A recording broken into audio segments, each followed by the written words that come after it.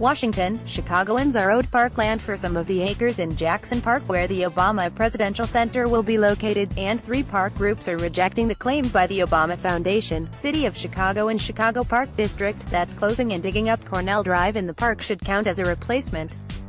Friends of the park's executive director Juanita Irizarry told the Chicago Sun-Times, upon hearing a few years ago of the plans for the OPC in a park and the Obama Foundation's commitment to a park-positive outcome, Chicagoans envisioned more than what we seem to be getting.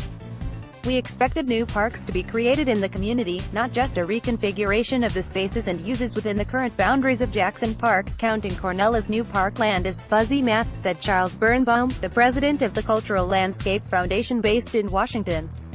The replacement land issue debate jumped to the front burner on Friday, when the Obama Foundation laid down a marker in advance of a Chicago Plan Commission meeting on May 17, and as federal reviews are ongoing.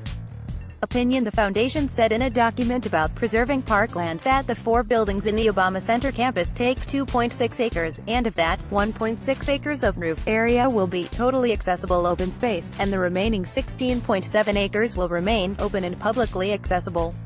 And with road improvements, a reference to at least Cornell, there will be a net gain of parkland in Jackson Park.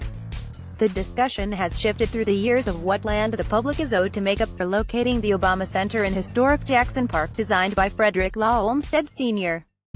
and Calvert Vaux. In 2014, the University of Chicago, pushing its bid for the Obama Center to be on Chicago's South Side, first advanced the notion that the public will come out ahead with a park-positive pledge. In a January 2015 press release, the university stated that opportunities for new green space exist along 63rd Street and sites near the Woodlawn location. That same month in 2015, Mayor Rahm Emanuel said the replacement land will only be for the space taken up by buildings, gauged then as no more than 5 acres. The public park advocacy organizations, Friends of the Parks, Jackson Park Watch and the Cultural Landscape Foundation, have a variety of concerns, including the amount of replacement land owed and how it will be calculated. The city, park district and foundation are poised to claim the bare minimum of the acres owed, asserting buildings topped with a green rooftops should be counted as a give-back.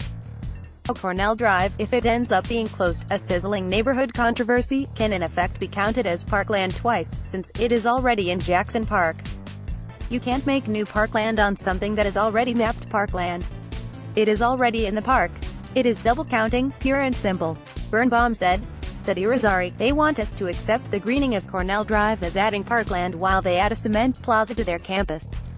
That doesn't sound consistent. Whether the open space in the 19.3-acre Obama Center campus will really end up as accessible to the public as other parkland under the control of the Chicago Park District. The foundation will be leasing the land from the city. Margaret Schmid, a co-founder of Jackson Park Watch, said, open space controlled by the foundation is not the same as a Chicago Park District park. There are key issues, she said, such as who controls permitting and more that need to be considered when determining what is and not is a public park. It's not just a matter of asserting one way or another. A City Hall spokesman, Grant Klinsman, responding to questions posed to the City and Park District, told the Sun-Times, counting road changes, we calculate there to be an additional 4.6 acres of open space from what is there today. He added a pledge, the land surrounding the OPC buildings will remain public open space and will be treated as public parkland. This public access requirement will also be included in the ground lease between the city and the foundation, he said. Irizarry said, the OPC should not receive Chicago Plan Commission approval without assurances to the public that these mechanisms are all in place, and the space truly will remain public at all times and in perpetuity.